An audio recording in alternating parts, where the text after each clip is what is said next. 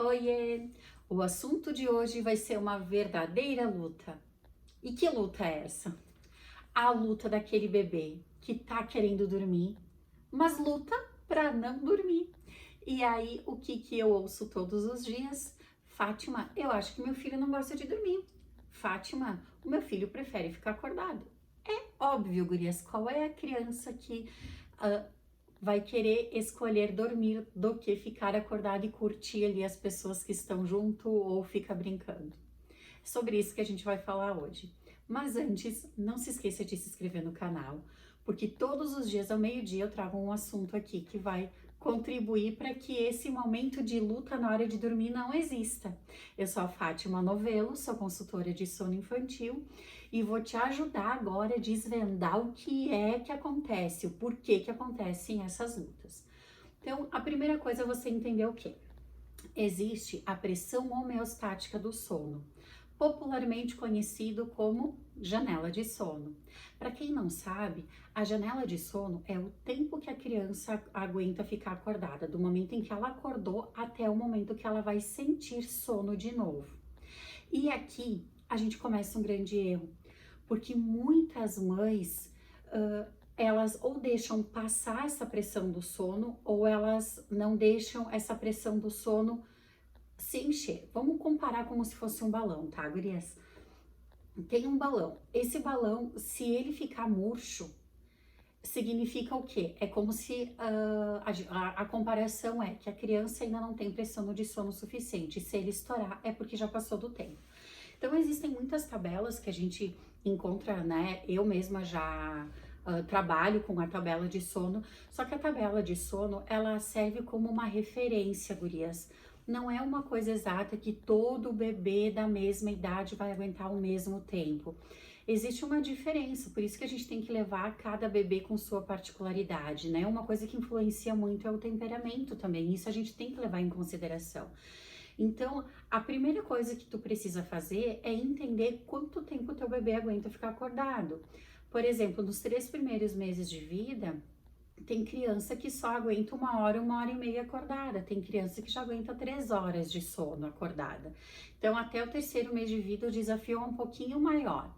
Ali pelo quarto, quinto mês de vida começa a facilitar um pouquinho mais e depois do sexto mês aí eu digo que é mamão com açúcar, porque daí tudo fica mais fácil de entender, porque já existe um padrão de sono um pouquinho melhor.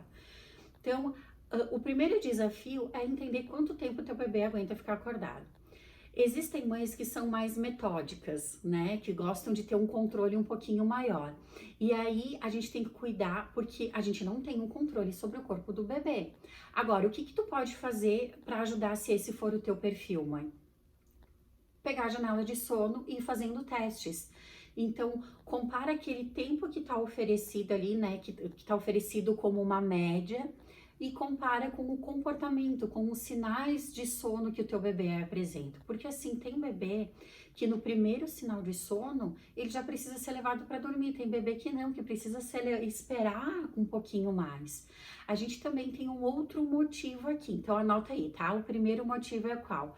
Pressão de sono, janela de sono ideal. Saber que tabela de sono segue como uma referência e não como uma verdade absoluta. Tem bebês que vão se encaixar perfeitamente dentro daquela tabela e tem crianças que vão partir totalmente para um oposto, tá?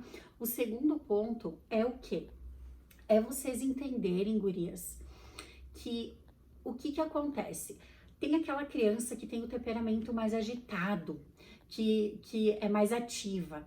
Essa criança, ela está num ambiente brincando, e aí tu sabe ali, tu já entendeu mais ou menos qual que é o horário dela dormir. Aí tu pega ela e leva para o ambiente de sono. Gente, essa criança, ela não vai conseguir relaxar.